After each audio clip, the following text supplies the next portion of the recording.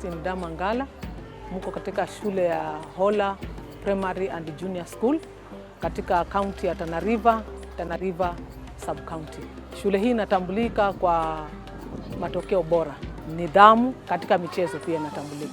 Na hali pia ya masomo, watoto wanaendelea kufanya vizuri kila mwaka.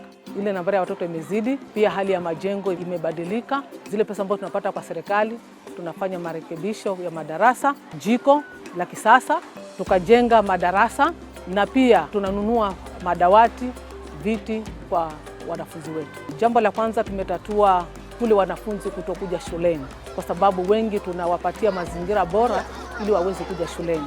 Kunayo chakula wanayopewa, tunahakikisha kwamba walimu wanaingia madarasani wanawafundisha, pia tunawapatia mawasia kuona kwamba wanaweza kudhibiti zile changamoto zao. Wakati watoto wanapopewa vitabu, inapunguza mzigo wa kule mzazi kufanya nini? Kununua. Katika mfumo huu wa CBE na hii teknolojia mpya imebambia watoto wa kwamba wanajifundisha mengi katika mitandao na wanafurahia zaidi, kwa sababu mengi walikuwa wanategemea walimu, lakini sasa hizi watoto wanaweza kujisomea wenyewe hata kama mwalimu hayuko.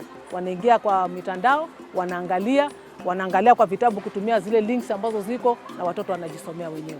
Mimi nitamwambia kwamba mfumo huu ni mzuri, kwa sababu unagawia kila mwanafunzi usawa.